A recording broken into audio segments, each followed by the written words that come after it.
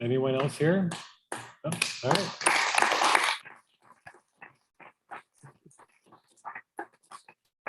We're all behind you, Mel. And if anybody can pull off the 42s, it's you. And yeah, I'm sure we're going to hear a fascinating tale next year's workshop. Yeah, thanks for the pressure, Howard. Yeah, I can't wait to see 2 successful 42 inchers a year from now. Yeah, I think we'd all be very impressed. Yes. How much challenge it is. Howard will become the first alternative on the failure, on the manager failure list right now. Yeah, there you go. Yeah. The Fed resigns, I'll be your scapegoat. Yeah. Okay. So, okay, there we go. All right. So let's see. I think we're doing pretty well on time here. And next up is Alan Agrawal, who's going to give our Peter Abrams astronomical history talk.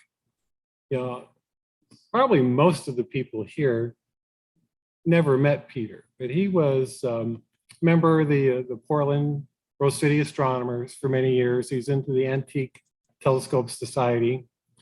And he was a big part of the early years of the AltAz workshop. And very often he would give a talk as part of the workshop about some aspect of astronomical history, usually dealing with some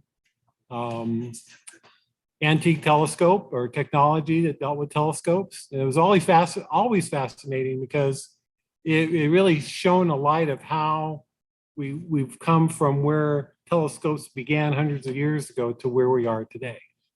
And so to continue in that tradition, Alan is going to give us a talk, and that's assuming, of course, he's out there somewhere.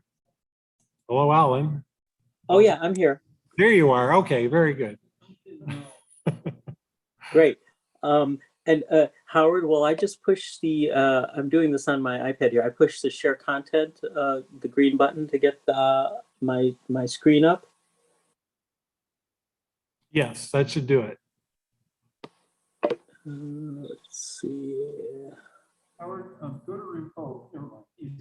Oh, screen. Okay, I see.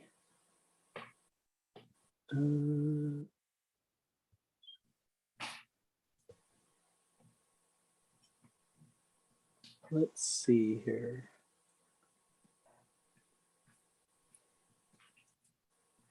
Screen.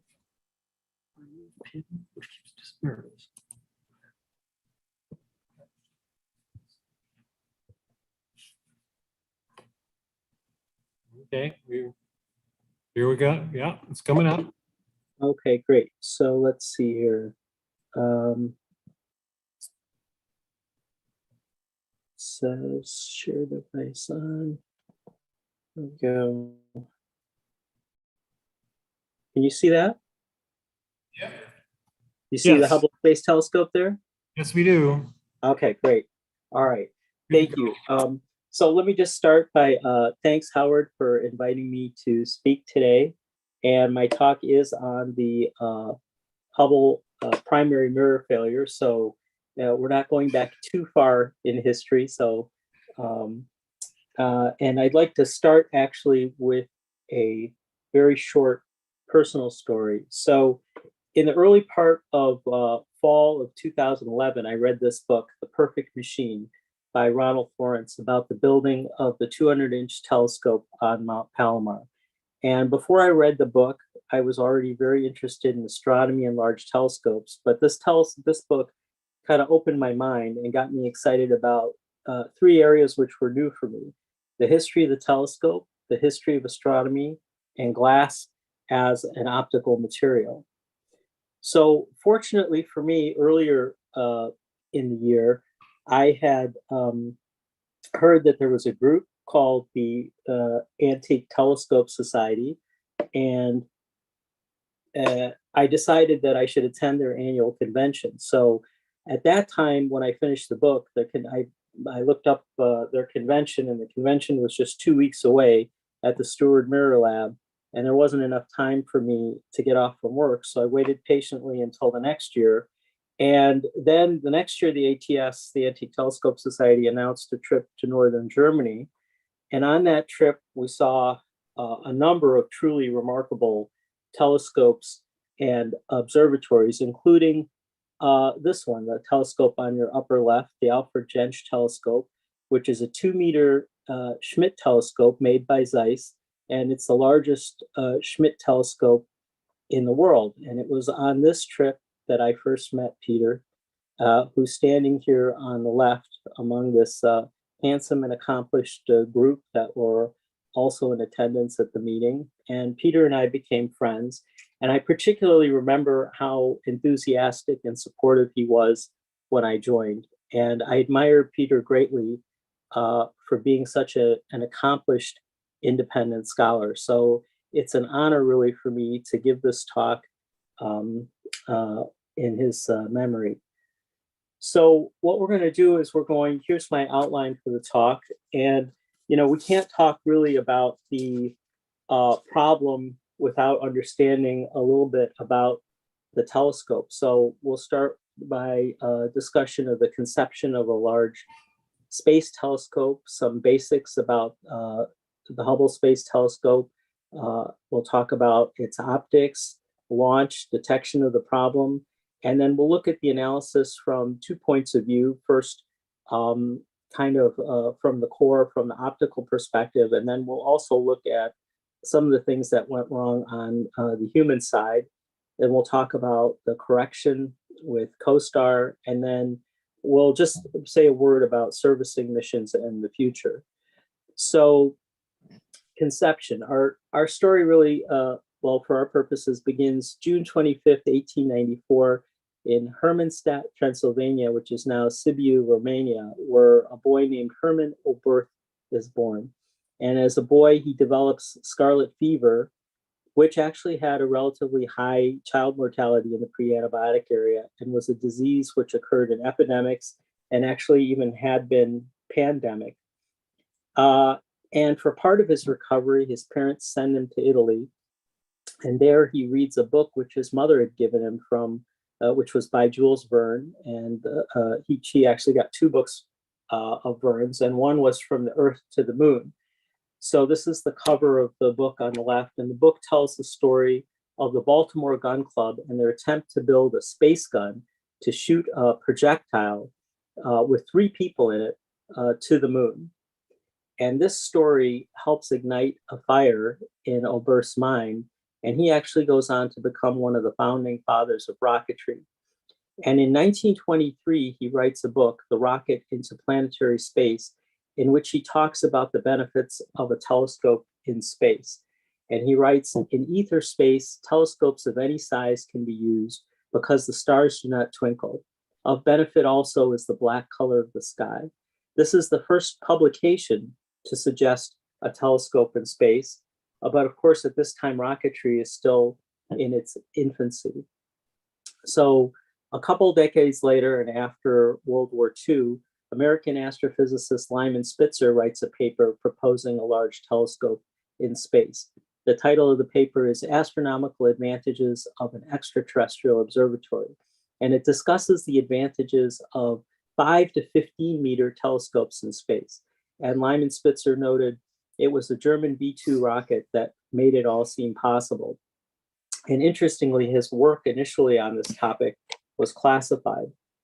So the space age begins when the Russians launched Sputnik, October 4th, 1957. And in this early period of the late 50s and the 1960s, actually many satellites, probes to the moon and planets, and telescopes, including the orbital astronomical observatories and orbiting solar observatories, collected important astronomical data, but were not, of course, large space telescopes. Here's an example of one of the first actually US satellite. This is a diagram of Explorer 1. It was launched January 31st, 1958, and it it had a major discovery, the Van Allen radiation belt. So moving forward in time, 1966, Lyman Spitzer chairs the first meeting of a committee on the Large Space Telescope to put a 3 meter telescope in space. 1969, Apollo 11 lands on the moon. 1975 comes along and NASA decides that 10 feet is too big. 10 feet will be too big for the telescope and reduces the size to 8 feet. 1977 is a very big year again for NASA. NASA launches Voyagers 1 and 2 and gets a budget approved for the Space Telescope and sets an ambitious launch year of 1983. There are many technical problems that occur in the early years of the construction of the Space Telescope. And so all that happens in 1983 is that the Space Telescope gets renamed the Hubble Space Telescope, but it's nowhere near ready for launch. 1986, the Space Shuttle Challenger explodes and further postpones the launch of the Hubble Space Telescope. And finally, in 1990, Hubble is launched from Shuttle Discovery. So let's talk now a little bit about the telescope. Before we do that, here's an organizational diagram from Lockheed. So the Space Telescope, Marshall is the kind of the lead overlooking the construction of the telescope. Goddard is responsible for the scientific instruments. The European Space Agency, which is a consortium of about 13 plus of the major European countries, is responsible for the solar array and the faint object camera. And Perkin-Elmer is responsible for the optical tube assembly and the optics, and Lockheed is responsible for integrating it all and launch. So, this looks like a very nice, nicely divvied out chart of responsibilities. Underlying this, though, there are several problems. Marshall and Goddard had a serious rivalry. The European Space Agency always felt like it was getting treated like a stepchild, and there was an uneasy relationship between NASA and the Space Telescope Science Institute, and these would all play a role in some of the problems that developed with Hubble. So here we have the telescope itself. Its length is 43.5 feet. Its maximum diameter is 14 feet. It weighs about 24,000 pounds. It's got 400,000 parts and 26,000 miles of electrical wiring, so more than enough to wrap around the Earth. It's a complex machine. It has no fuel on board. Its energy source is the sun. It gets energy from two 25-foot solar panels. It's got 6 nickel hydrogen batteries that help store some of the energy with storage capacity equal to about 20 car batteries. And it uses on average about 2,100 watts of power. There are 8 primary scientific instrument packages on board. There are 2 cameras, the Widefield planetary camera, which they called the WIFPIC, and a faint object camera. There are 2 spectrographs, a faint object and a high resolution spectrograph, and 1 photometer. So that's 5 of the instruments. And very importantly, the 3 other instruments packages are the 3 fine guidance sensors. And what they do is, if you imagine, let's say, a galaxy in the center of the field, if there are 2 stars at different positions at the edge of the field, one fine guidance sensor will lock onto one of those stars, and another fine guidance sensor will lock onto the other. The idea being that the attitude or the pitch and the yaw are locked on by one guidance sensor, and the second star prevents rolling of the frame. And the third then is free for use with astrometry.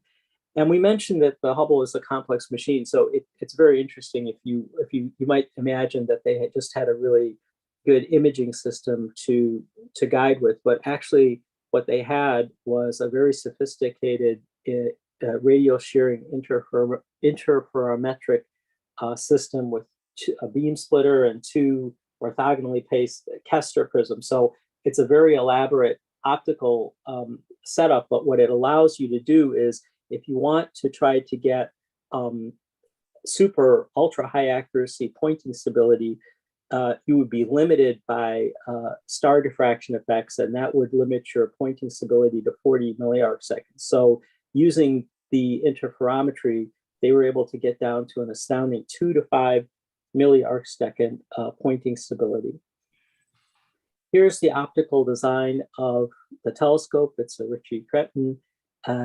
Both mirrors are hyperboloids. The primary is concave, the secondary is convex. And just to make sure everybody's clear, like in this diagram, the light's coming in from the left, it hits the concave primary, that bounces to the convex primary, convex secondary, excuse me, and then the light shoots out to the scientific instruments.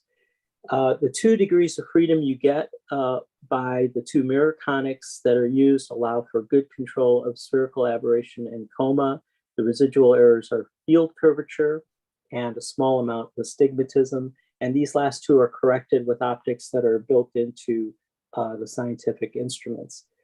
Here is the design spot diagrams. And so many of you may be familiar with this, but if not, think about light rays in a pencil of light rays coming into the telescope from various points on the field. And if we look at the, if we look on axis at focus shift 0, the small black circle in the center, that's represents the airy disk. And what we would like to have is we'd like to have all those light rays come into the center of the airy disk. And we can see that is the case on axis here. So we're going to get a very good image. And if we look, for example, at the focus shift 0, but we go up to the full field at the edge of the field here at 0.11 degrees away from center, you'll see a couple things. The first is that the pencils now, the rays of light that are coming through, they're slightly oval shaped. So that's the astigmatism. The second thing you'll notice is that there is a clear area in the center. That's from the central obscuration. And then the last thing to notice, of course, that these all fall now well outside the airy disk. And that's from the field curvature. And you wouldn't necessarily know that from this diagram, but you would know that from the accompanying what's called transverse ray diagram, which I haven't included here just for the sake of time. So these are the spots without the field curvature correction. So the primary optics data, the blank for the mirror came from Corning for a cost of $1 million. It's ultra low expansion silica glass, and it's doped with titanium oxide to help make it low expansion. The construction is very interesting. It's a sandwich construction. So there are 2 2-inch thick face plates that are fused to a 10-inch thick core of glass supports. The total weight of the mirror is about 1,800 pounds, which sounds like a lot, but it would have been at several thousand pounds if the mirror was made monolithically. Here's a layout of the sandwich construction. You can see the front face sheet, the rear face sheet. You can see the there's an outer edge band and an inner edge band, and then you can see all of the core supports here. So the diameter of the mirror is about 8 feet. The hole in the center is about 2 feet. And even before we get to grinding and polishing, we run into 2 problems that cause delays. The first is that some of the core supports apparently got, during the process of fusing this all together, got fused to the outer edge band. And so those had to be cut. And after they were cut, they realized that, well, there's some long linear grooves that may be susceptible to fracturing, and those could propagate. So those had to be eaten away with acid. And then there was a thing called the Teacup Affair, because there was a teacup shaped area. I believe it was on the front face sheet with small cracks, and they had to decide what to do with that. And ultimately, they were able to successfully core that out. But these 2 problems caused delays that lasted several months. The primary mirror diameter is 2.4 meters. The mirror weight is about 1,800 pounds. The secondary mirror is 12 inches in diameter. Secondary mirror is pretty light at 27 pounds. And these optics all feed light into the imaging instruments, which have a truly remarkable range, 110 nanometers to 1100 nanometers. The focal length of the telescope is 189 feet. The focal ratio telescope is f24, and the focal ratio of the primary mirror is f2.3. The grinding and polishing of the mirror is done on a fixture containing 134 counterweighted titanium levers to simulate the gravity-free environment of space. The mirror is exceptionally smooth. The highest bump or valley anywhere on the mirror is 10 nanometers. And there are two mirrors built. The main mirror that ends up going up is built by Perkin-Elmer, and the backup, which never went up, is was made by Eastman Kodak. Here's a picture of the Eastman Kodak mirror, which is sitting in the National Air and Space Museum in DC. It turns out that one was actually exceptionally well made. It's got a wavefront error with the RMS of 0.014, so a STREL of over 99%. So that mirror was made perfectly. Back to our mirror, the Perkin-Elmer mirror, it took 3 years to grind and polish the glass, about 3 minutes to put on the aluminum coating, which is about 65 nanometers thick, and that was top coated with magnesium fluoride, another 25 nanometer layer to protect the aluminum and enhance the UV reflectance. So the finished mirror had a 85% reflectance in visible light and about a 70% reflection in UV. Here's a famous picture of the mirror, and they're doing some sort of testing on the surface, but you get a really good idea of what the mirror looks like and what the core support structure is. Here's another famous mirror, a picture of the mirror being polished, and this is with a numerically controlled machine. And behind the mirror is a secret sauce with two ingredients. One is that the mirror has behind the mirror is a magnesium reaction plate with 792 miniature heaters that are used to minimize distortions from uneven solar heating. And then also there is a set of 24 actuators. They're arranged in 2 rings, concentric rings of 12 actuators each, and they act like pistons. Each can exert up to about 10 pounds of force to make small corrections to the shape of the mirror. The secondary is a convex hyperboloid, 12 inches in diameter, as we mentioned. It's also made out of low expansion material, in this case, Zurador. It also has an aluminum coating and magnesium fluoride overcoat, and its surface smoothness is even better than the primary. It was tested also during fabrication with the Hindle shell test. Well, excuse me, not also, but it was tested during fabrication with the Hindle shell test, and the wavefront RMS error is 0.012. So it has a fine figure. The secondary is about 16 feet in front of the primary. And in order for the telescope to perform optimally, the spacing requirement has to be within 2.5 microns, which is extraordinarily tight, obviously. So the rough spacing is held by between the primary and the secondary is accomplished by a metering truss that's a composite of graphite and epoxy. There are no mechanical fasteners in the structure, and it's wrapped in mylar to help keep its temperature uniform. And here's a picture of it. You can see the graphite epoxy truss, and then you can also see the secondary holder, the secondary baffle, and then the supports for the secondary structure. The secondary mirror has 3 pairs of force actuators, which can't deform the mirror like the primary, but it can slide the secondary back and forth about up to 3 millimeters. So that gets you can now get to that 2.5, to that very tight tolerance for the spacing between the primary and the secondary. And then very importantly, also, it can't tilt the secondary, because that's also something that's very critical. The optics, also important for the optical performance of the baffling and blacking. The optics are mounted in a cylindrical tube that extends 10 feet past the secondary to give additional stray light protection, and also there's an angled door at the end. And remember, we not only have to control for stray light from the sun, moon, and the Earth. There are concentric baffles in the tube, and many of the sections of the interior part of the tube are coated with what's called Martin black, which is an ultra low reflectance material that reflects maybe less than 1% of the light. And this was made by the Martin Marietta Corporation and was the highest performance anti-reflective coating at the time.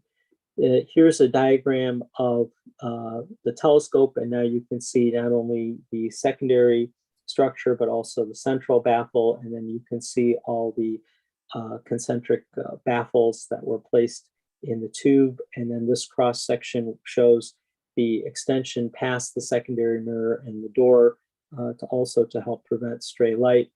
And finally, regarding the stray light, this is a scanning electron micrograph of the Martin black surface structure, and you can see the horizontal white bar at the bottom of the picture is about 10 micrometers. So you can see this is very micro roughness, and these are all light pits that help prevent the light from bouncing off the surface and give it its extraordinarily low reflectance.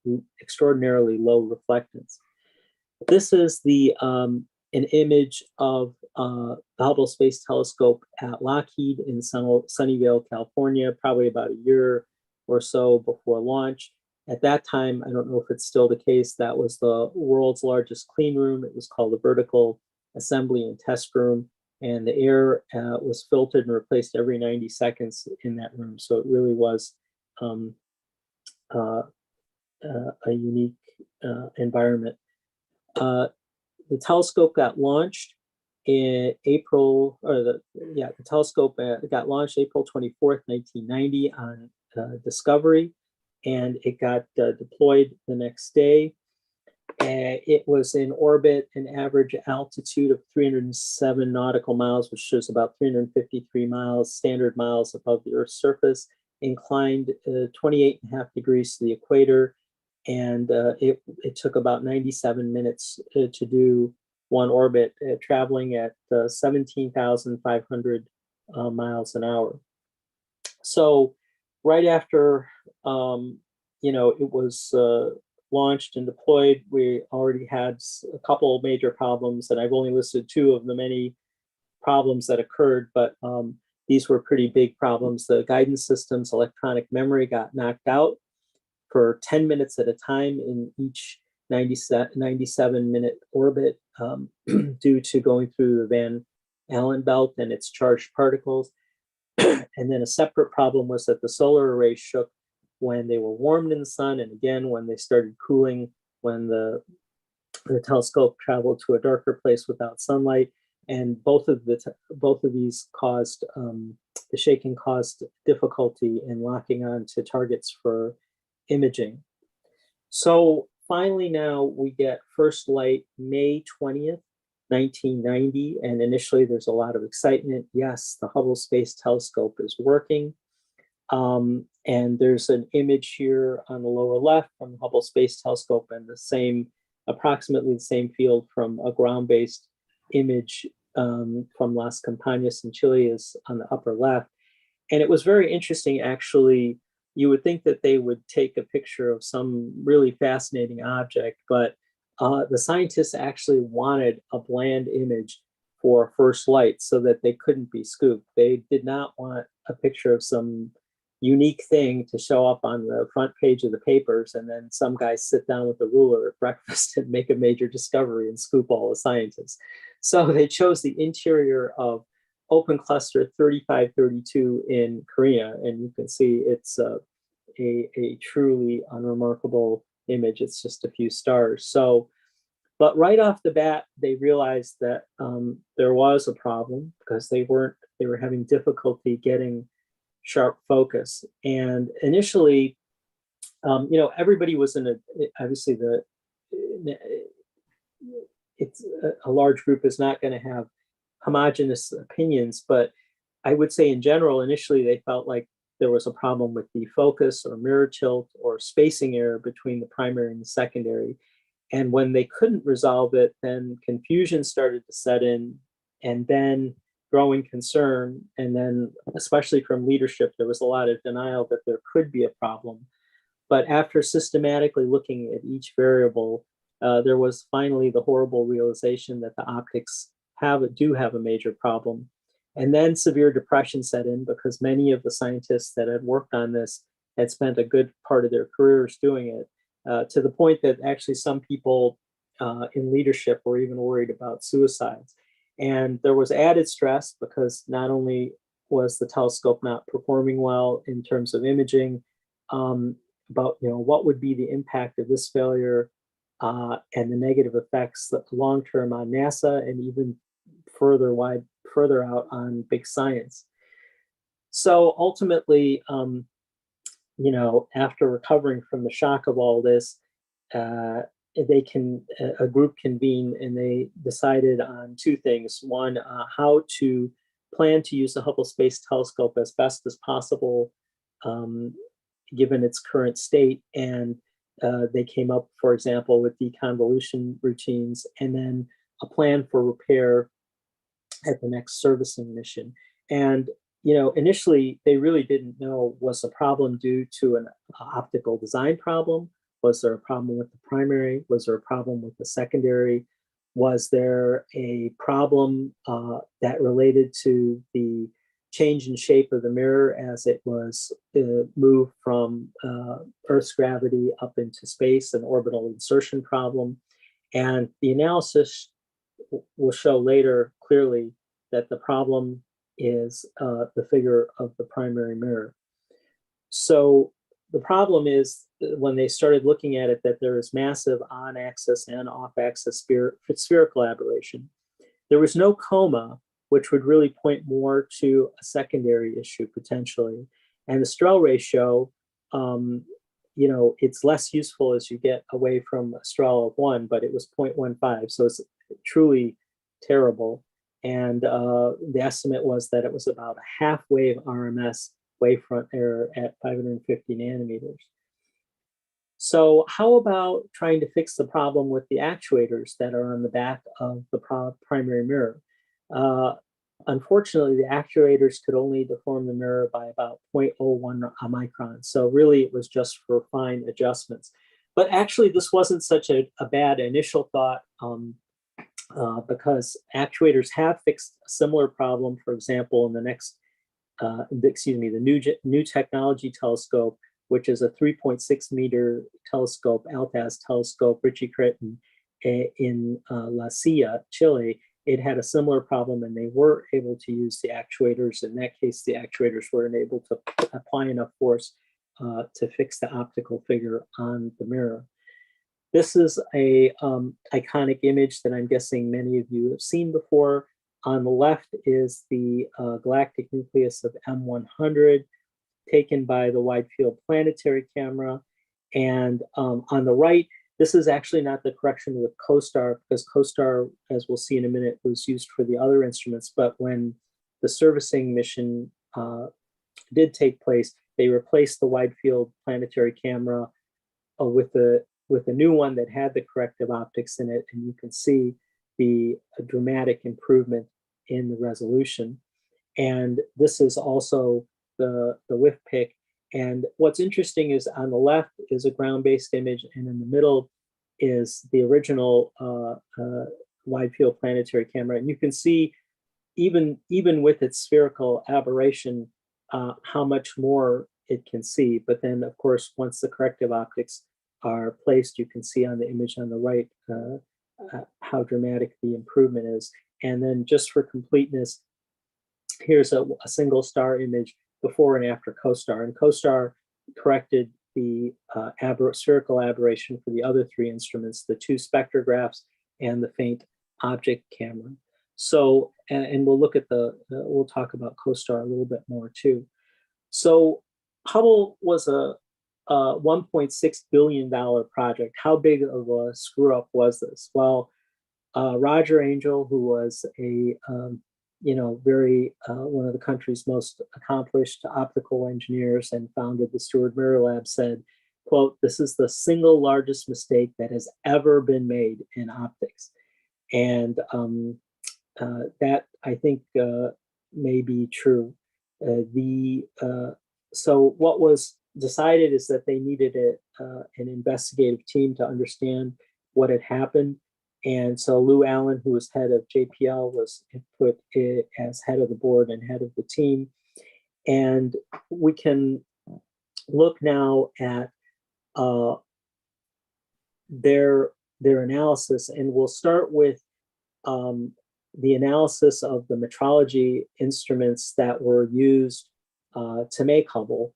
And there's at least four important pieces that we need to understand. So one is there's a refractive null instrument. Second is there's a reflective null instrument.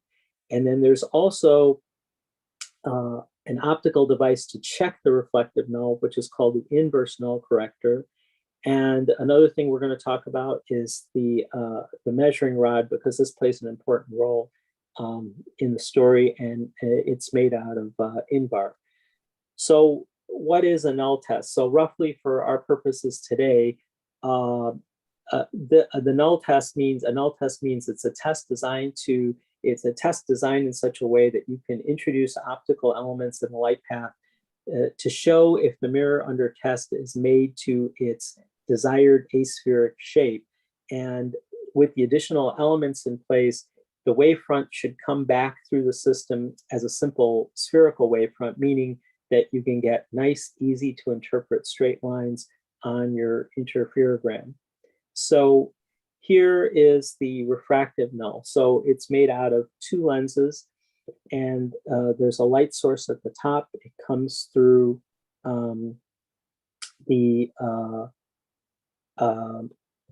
comes through a plano-convex lens, goes through a field lens, bounces off the primary, and then reverses itself and comes back. And if your primary is made perfectly, then you'll get nice straight lines at the top on your interferometer. Here is the most important of the instruments. This is the reflective null, and the light is coming from the top.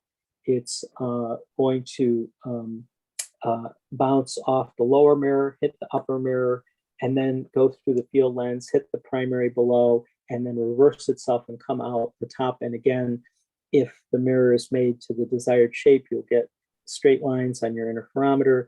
And this configuration was actually used by Perkin-Elmer as a proof for NASA before it got the bid, and they made a 1.5 meter mirror using this setup. But the setup was different in the sense that the distance between the upper and the lower mirror were different for the smaller mirror, and then a different field lens was used. So the reflective null for the Hubble Space Telescope mirror had to be reconfigured. The spacing between the upper and lower mirrors were changed, and the new field lens was introduced. And very importantly, on the left here, I put the spacing requirement. The spacing requirement for these null correctors is phenomenally tight, and it's about 10 mil. It should be to within 10 nanometers or less. So this is an image of that same reflecting null device on top, and below is what's called a reverse null corrector. And the reverse null corrector is designed to mimic a perfect perfectly made primary mirror. And really, it's designed to test and make sure that there's not a problem with your reflective null corrector. So this is a very important point, as we'll see. And here is the rod, the measuring rod. So this is made out of Invar, which is a nickel iron alloy, and they use Invar because it has an exceptionally low coefficient of thermal expansion.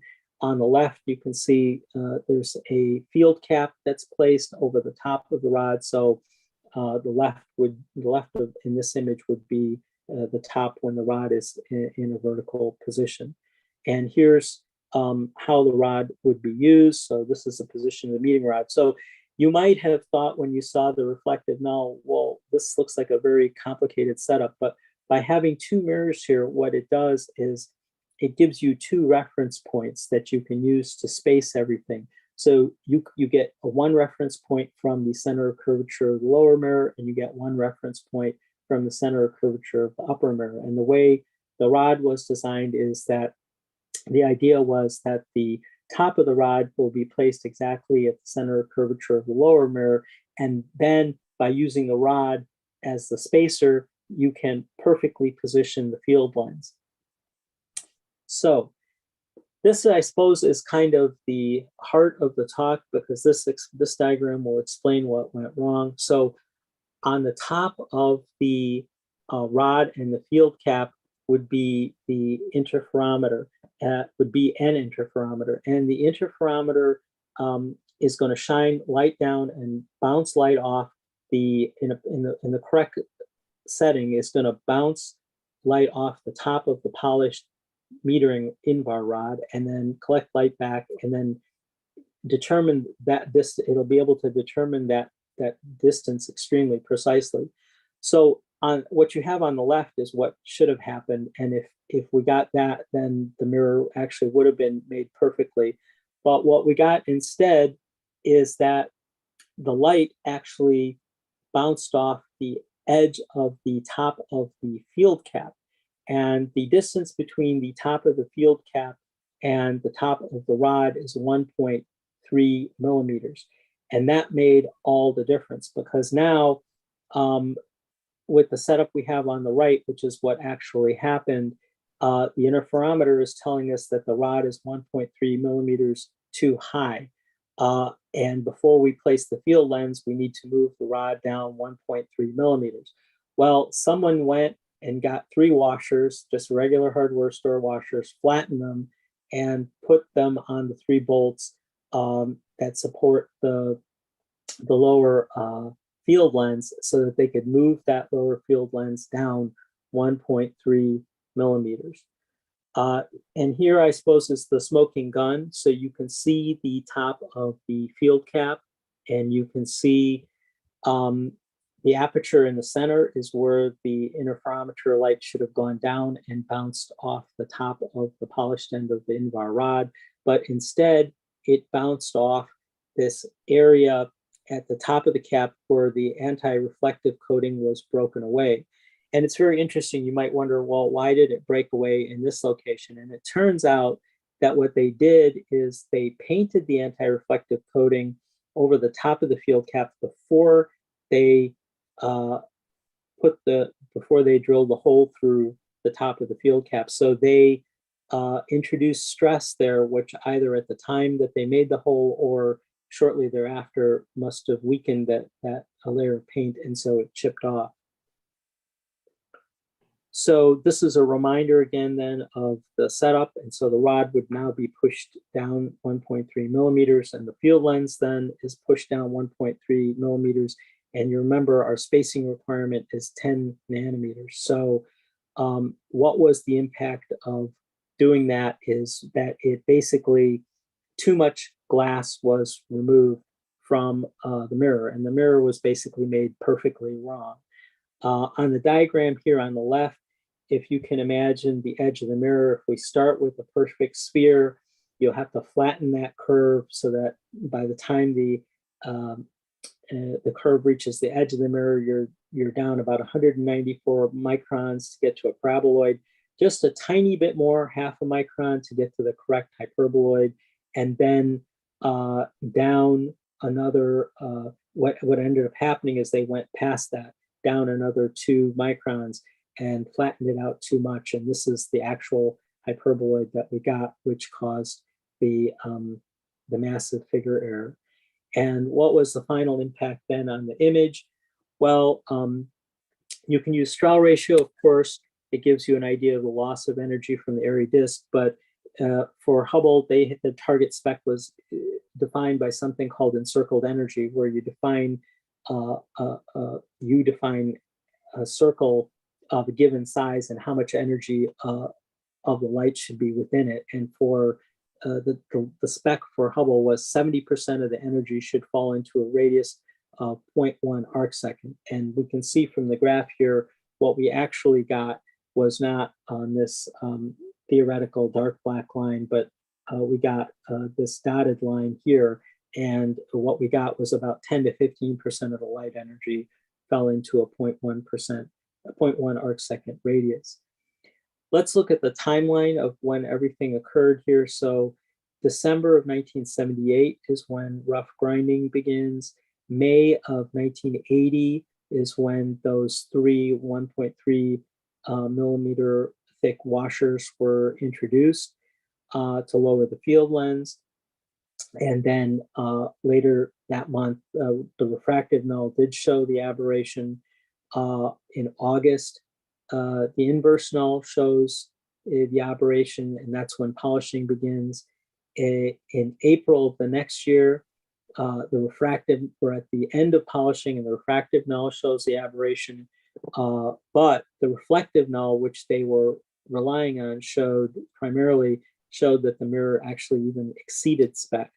And this is a very important point, which is that throughout the process, whenever the inverse null corrector was used, and it was used many, many, many times during polishing, it also showed spherical aberration. And remember, the inverse null corrector is the thing that was designed to test our reflective null, reflective null setup. So now we get to May 1981. There's an internal Perkin-Elmer review, and there's a committee of senior Perkin-Elmer scientists, and they realize that there may be a problem. And in a memorandum, they suggest a sanity check for an incorrect null corrector. And this actually goes up to Perkin-Elmer senior leadership, but no action is taken. And additionally, from May 1981 through March 1982, almost a period of a year, every month the testing manager reminds the optics manufacturing manager of the need to certify the reflective null, which never happened. And at the next month, then at the time of March 1982, NASA is unwilling to pay more than the original contract price of $69 million. And Perkin-Elmer felt like there were cost overruns and NASA was not being reasonable. So they closed the project and they said the primary mirror is done.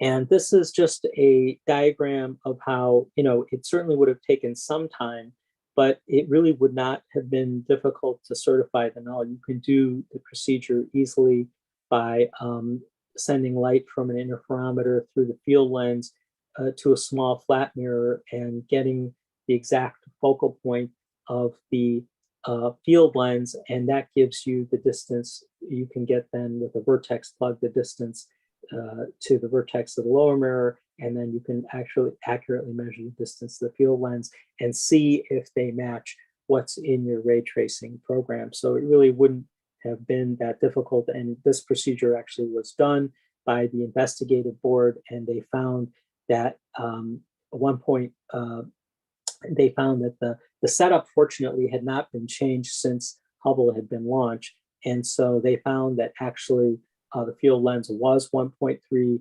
millimeters lower, and it explained both the magnitude of the error as well as the direction of the error, meaning the direction of the spherical aberration. So we talked about a little bit about the optical side. What about the human side? So there was a major issue even before building of the Space Telescope began, and the problem started in the bidding phase. So Eastman Kodak actually proposed a good process for making the telescope mirrors.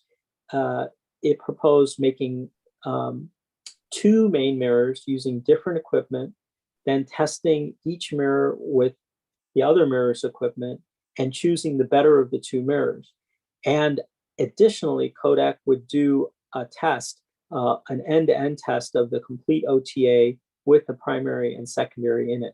And this was proposed this proposal came in at 100 million. And Perkin-Elmer proposed instead relying primarily on the reflective 2 mirror null no final test of the primary and secondary together, and came in $30 million lower to get the contract, which they did. If we look at, what are some of the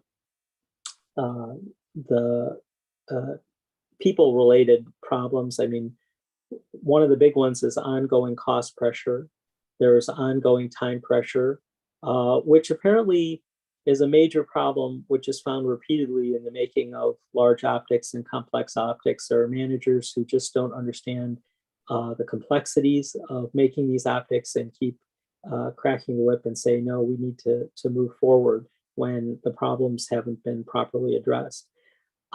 Secrecy was a problem because PE had a lot of top secret optics that were being built nearby to Hubble's primary, and the Department of Defense limited access severely to Hubble, which ultimately then impaired the optimal oversight.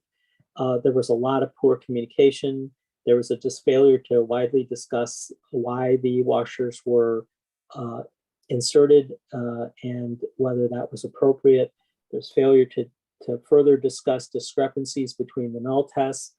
There was overall poor oversight, poor quality control. The investigative board also felt after trying to get documents, there was poor documentation throughout the whole process of constructing the mirror. Obviously, there was over-reliance on a single optical test. And the board actually found no evidence, despite the fact that everyone should have known how critical the spacing was and the elements of the reflective null corrector. There's no evidence of certification of the reflective null corrector at any time. And even though the corrector was designed to have its spacings rechecked without disassembly. There are unrealistic cost projections. There were unrealistic cost projections by Perkin-Elmer, denial of cost overruns by NASA, and perhaps the bottom of the root of the problems was underfunding by Congress. So additionally, I think it's very interesting. There obviously was probably a lot of overconfidence on Perkin-Elmer's part that they had made a good mirror before launch.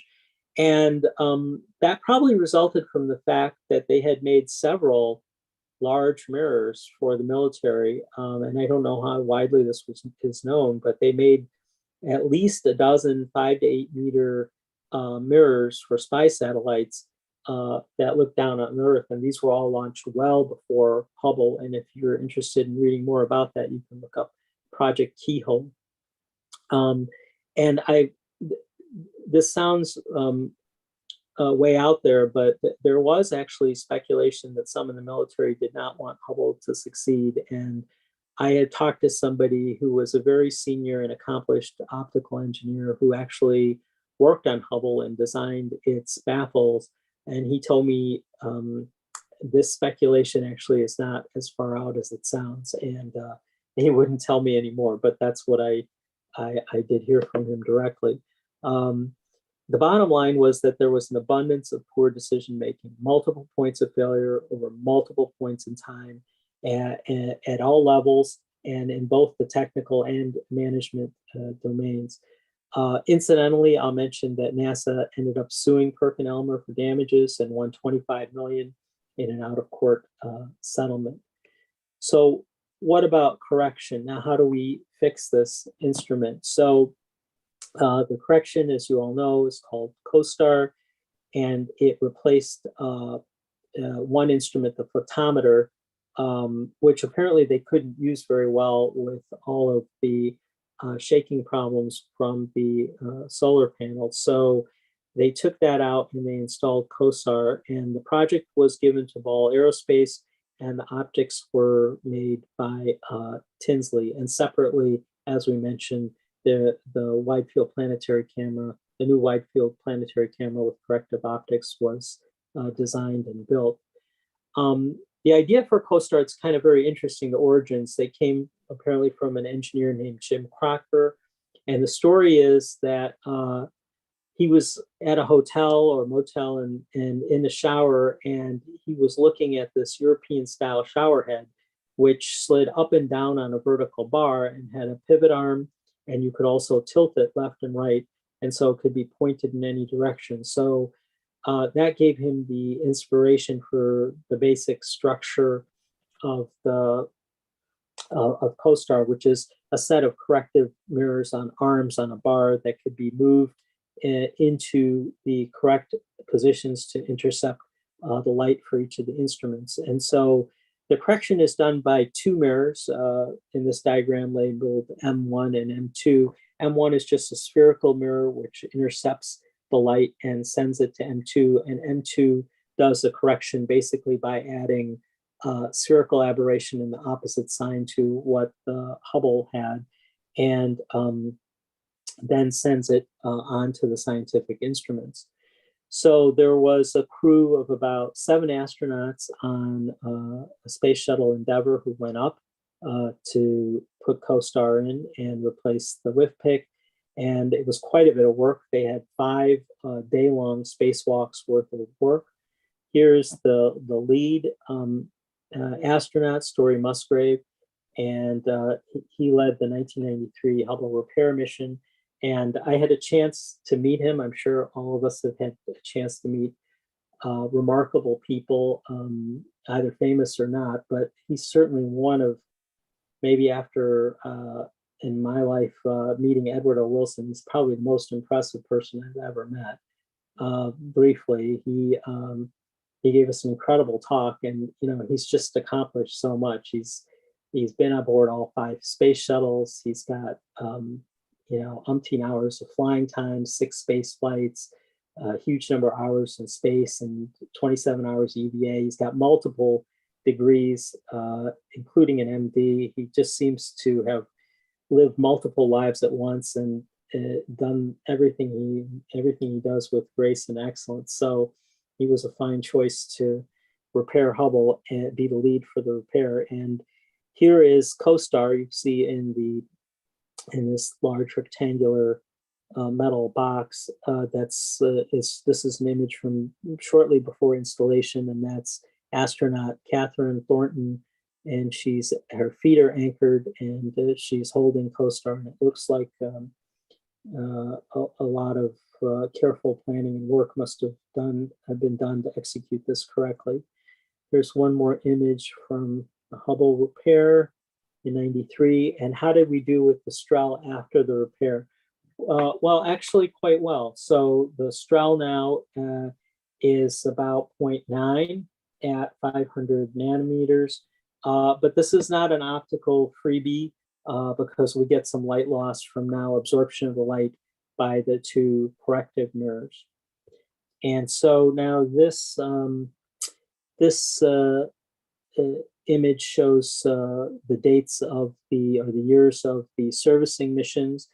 2009 is it was the last servicing mission, and there's obviously not going to be any more, but that one is interesting because initially NASA decided it was too much cost and too much risk to do another servicing mission, but then there was a kind of a public outcry and then pressure on Congress, and it was very unpopular not to service Hubble. And so that decision got changed. And in 2009, we did have another servicing mission, and CoStar actually got removed to make room for a new instrument. And in its place, the Cosmic Origin Spectrograph got put into place because now all the instruments have their own corrective optics built in. And CoStar is, along with the Eastman Kodak mirror, also in the Air and Space Museum in the Smithsonian in DC. And it's hoped that Hubble will continue to take images throughout the rest of this decade and perhaps into the next. The primary limiting issue is that it has 3 of its 6 gyroscopes working, but apparently it's possible to point with 2 or perhaps even just 1. So perhaps we can hope for images for quite some time to come. I made a list of some of the important discoveries that Hubble has made. I'll let you review these later. I think most of these are well known to this group.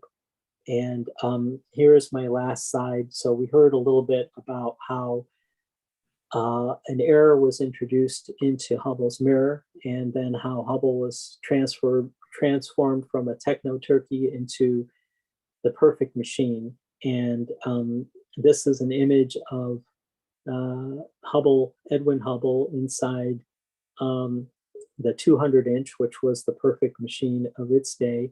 And this image reminds me of two things. One is the magnitude of Hubble's great discoveries, basically that there are galaxies far outside ours and that the universe is expanding.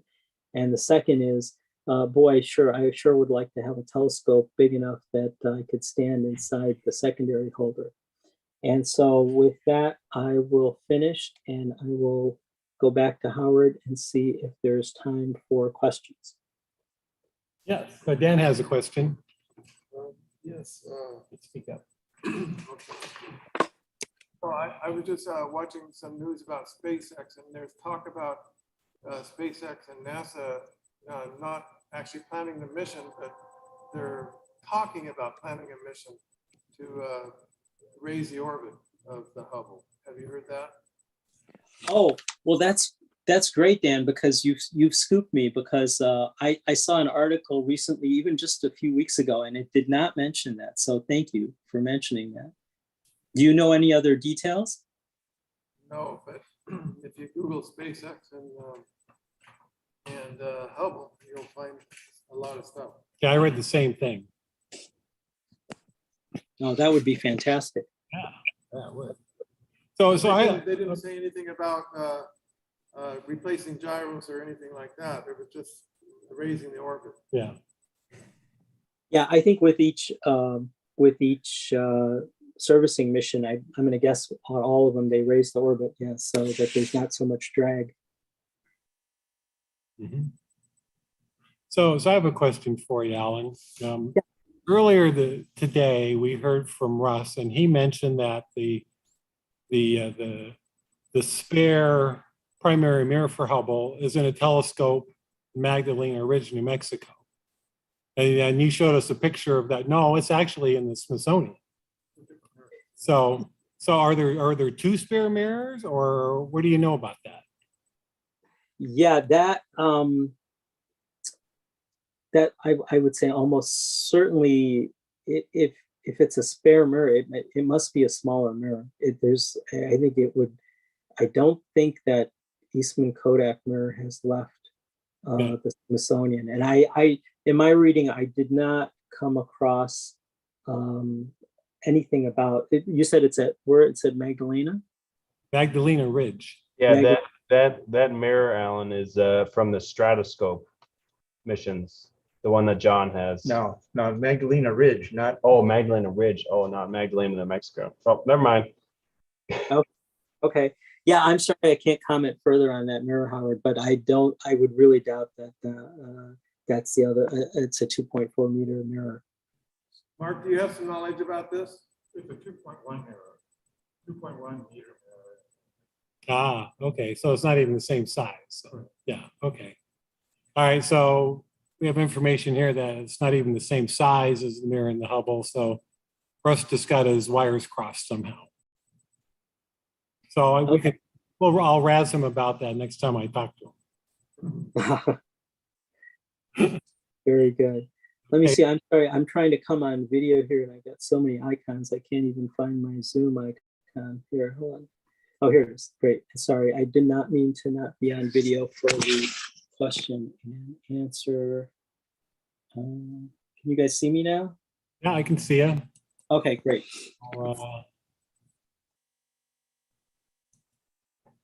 Good. Any other questions? Yeah. This is Rob Brown. I love that you showed some Oslo spot diagrams. I use that tool all the time. You didn't really talk about as I recall, there was a lot of work done on images prior to CoStar to correct the images, just using image processing, but in a way that showed that they knew what aberrations they were correcting for. And I'm kind of curious, because the story that I thought I was picking up 30 years ago was a little different.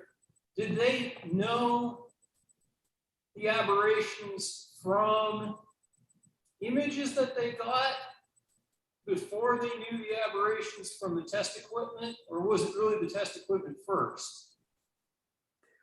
Okay. Oh yeah. So that you raised a number of good points. So I'll address all of those. So I'll start with the last one. So no, they knew from the images that the problem was spherical aberration, and they could see it both on axis and off axis. So that was well determined before the investigative team, which took quite some time to go through, retesting all the metrology equipment. So they did know that. And I only mentioned one line about the image processing, which was so that once they realized what the problem was and that there was spherical aberration, they could actually do some deconvolution. That was the primary technique. So I'm not sophisticated enough in the field of imaging process, so I didn't go any deeper. But what I do know about the deconvolution is that it was a useful technique, and that they did get images that they could do some useful science on, but it results in some light loss. So you end up basically effectively having a much smaller aperture mirror, but you're still able to get reasonable scientific data because you're still, looking through perfect seeing. So, but beyond deconvolution, I can't tell you what the additional imaging techniques were. And I would say that in this talk, the material I presented, I think we more than scratched the surface, but there are, even in the published literature, there's a lot of detail about what happened. And both on the human side and the technical side, there are layers and layers and layers that I'm not able to put into even we went through almost 100 slides, by the way, but I had not put into this talk. So yeah, there's a lot more to talk about with this particular thing. And I think, if we wanted to really go deep, then we could talk to some of the people who are involved with the project, because that would get you another layer down. And then I think there were probably screw ups that we'll never hear about because they're so hidden and so embarrassing. But if you want to read a very good book that has a lot of details, and it may actually go into some of the image processing, you can read the Hubble Wars, which was written by Eric Chasen, and it's a no holds barred book about a lot of the screw ups that NASA in particular made. And I'm sure he's person non grata at NASA now, but he was at the space. He had a senior position at the Space Science Telescope Institute, and so he really was in the thick of things. And he's written an excellent book. Another book, which probably, I don't know if that goes much into detail about imaging process, but another very good book, not as detailed as the Chasen book, is The Universe in a Mirror by Robert Zimmerman. That's also excellent. So I could recommend those two for sure if you wanted to get more into the weeds. Hey, by the way, Alan. Yeah, Oh, sorry. there you go. Yeah, we had a really good view of your ceiling. Yeah, sorry about that. I'm on my iPad, normally on my laptop, and so I have some tilt control. I'm sorry about that. Can I add something? Yes, please. I attended a talk many years ago at the Mount Diablo Club, and the speaker was from Tinsley Labs, and he asked the audience, how many mirrors did NASA have to choose from? And we all answered the two that we knew about. And he replied, no, there were 13. They were surplus keyhole satellite mirrors. And I have not ever heard confirmation of that elsewhere. Oh, that's very interesting. Yeah, I mentioned a bunch of 5 to 8 meter mirrors had gone up for the Keyhole project. So that does not surprise me. I think, there's a lot of questions. So one question is, why didn't they choose one of those mirrors? But the obvious question is, why didn't they think about sending the Kodak mirror up. And, I think it would have been a blow to Perkin-Elmer's leadership to send a strong competitor's mirror up. And so I think they probably never even seriously considered sending the Kodak mirror up. But I think they didn't probably consider the keyhole mirrors because they really thought that they had a perfect mirror. And the reason they did is because they had so heavily relied on that reflective null corrector before, and they had probably used that same setup. I don't know about those exact optical elements, but that same type of setup in that design to make the mirrors for the Keyhole project. So that's what part of the problem was. They had successfully made all those keyhole mirrors, so they thought, oh, we just have to rely on the reflective null, and that these other ones are just off. And by the way, the refractive null actually, when the board tested it, turned out to be extraordinarily accurate. So that also was it telling them that the spherical aberration problem was real. And when I had talked to somebody who's who works on optics, he said, it's very common to have this problem where you have tests that don't agree, but then what you have to do is when they don't agree, you have to understand the reasons why they don't agree properly. And so it wasn't such a problem that you have two tests that don't agree and you rely on one more than the other, but you have to really understand what the problem is. And I think, to me, looking from the outside now, much later, I mean, the fact that they had this inverse null that was supposed to test the reflective null, and they just ignored that, that was a problem. And even the committee realized later, when they sent that report up to leadership, that should have been done and wasn't done, that it should have been certified. I think that was a very another chance, a big chance to step in and get this thing corrected. But thank you, that was really interesting. I'm actually, it's so funny you mentioned the Mount Diablo Club, because I live right next to Mount Diablo. I'm a part of that club, but I didn't get to hear that talk. Do you remember when that was given? Oh, it must have been 5-6 years ago. Okay.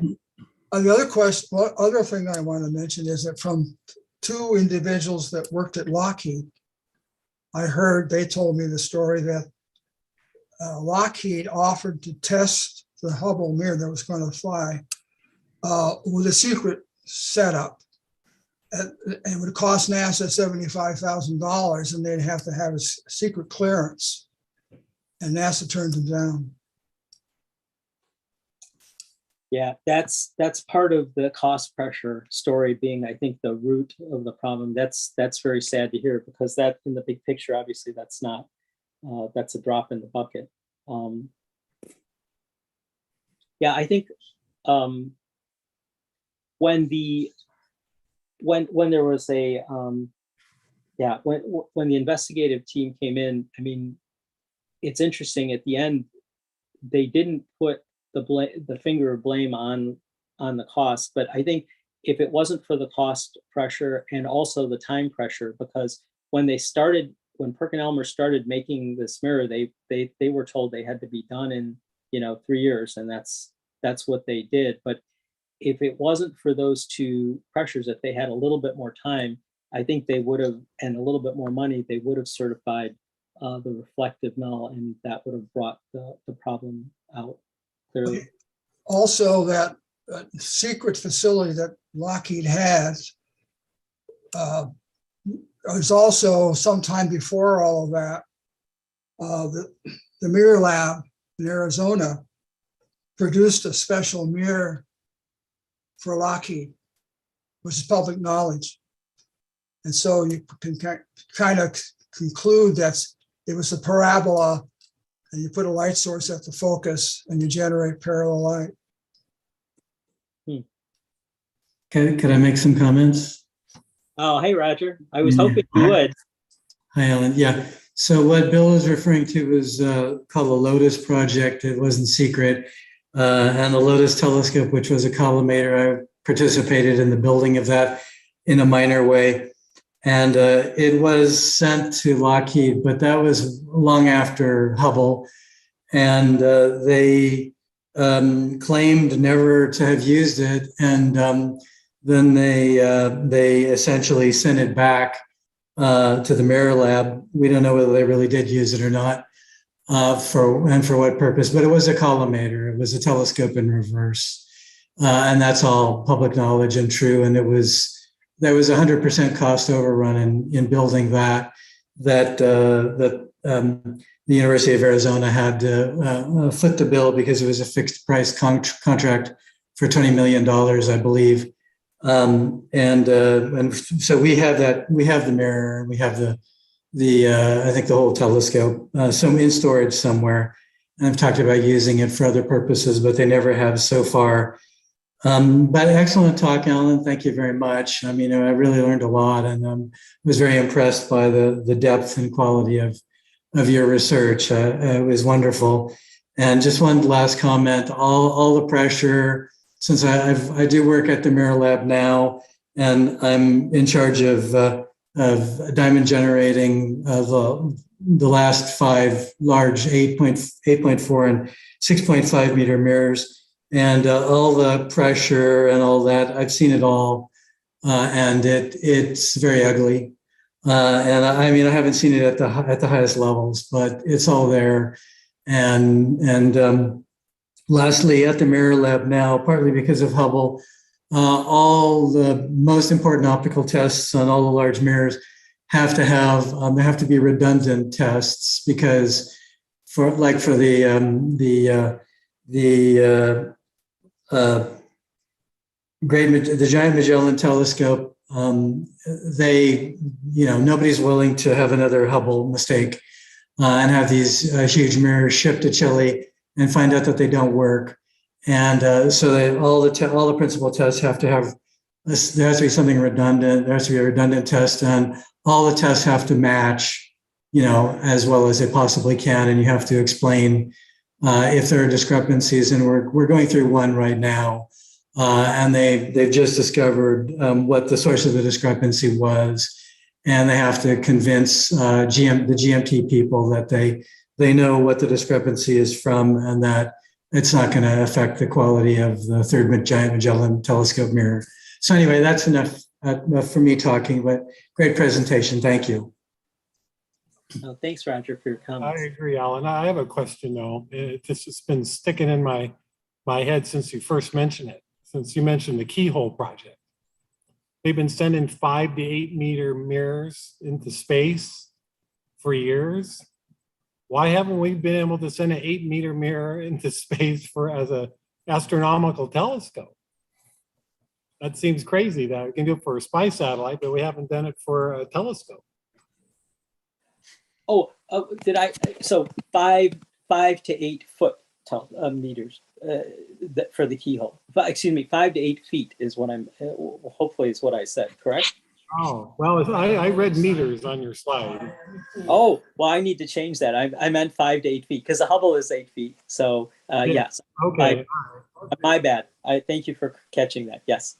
But Howard, Wow, how did they get those in the Howard, Yeah. Howard, you'll there in the next couple of years, you'll have a 6.5 meter mirror in space. Yeah, well, we have the JWST right now, and that's In Earth orbit. okay. I mean, in an elongated orbit, going out past the moon, if everything is successful. So yeah, you have the JWST, but you'll have a monolithic 6.5 meter mirror, which we're currently working on. It's not a big secret. Anyway. Okay, something to look forward to. Yeah, I don't know that I'm working on. I'm one of the people working on it, but I don't know all the details about it. But it's not a big secret. Okay. All right. Thank you for that. I Okay. have no question. Yes, one more. Okay, the first one is pretty straightforward. And do you know the extent of the mistake in terms of money, including probably the most expensive transportation rental take it to space? And the second one is this project, although the long list of flaws that caused the issue or were able to capture the issue, was actually very close to making it. If somebody recognized the washer issue and so on. Was there anybody specifically to be blamed, not only for scapegoat or anything, but was there a technical department person and the management cutting budget? Never helps. It never helps. But it was actually fairly close to making it. If somebody would have spotted one night, oh, no, we need to take the washer off or do something smart about that. Did you get it? Did you hear the question? You know what? Actually, I couldn't hear. I mean, I knew he was talking, but I couldn't hear any of it. Oh, okay. Why don't you come up here? All of you be more concise than me. Alan, sorry. The first one is straightforward. One is how much the mistake cost, including renting the space shuttle. And the second one is, despite all the flaws that you identified, you have a nice slide with all the things that failed to capture the issue.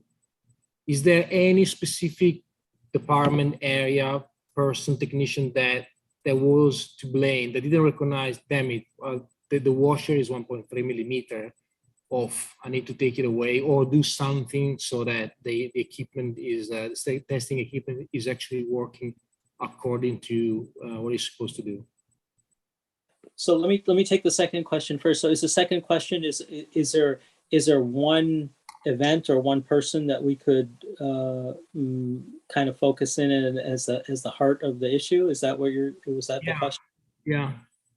Yeah, you know, I really don't think so. You know, I didn't on purpose. They're actually mentioned in the literature and in the books, the names of the people who were involved in this thing. And I really don't think, based on everything I read, that it would be fair to say, fair or even logical to say one person or one event led to this whole problem, because, you know, it's very hard to make these optics. And so I kind of feel that, as I mentioned, there were kind of multiple failures. And I think, you know,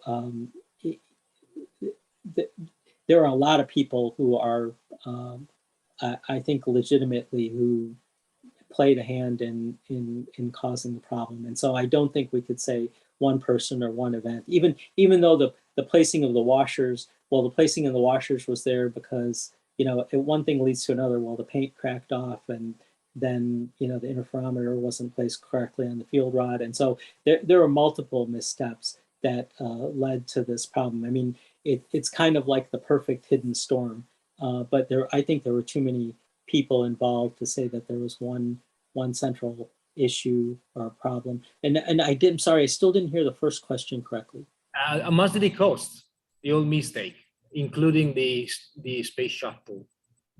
Do you know how much? Oh, what the cost of the mistake was? Yeah. The repair and the repair mission.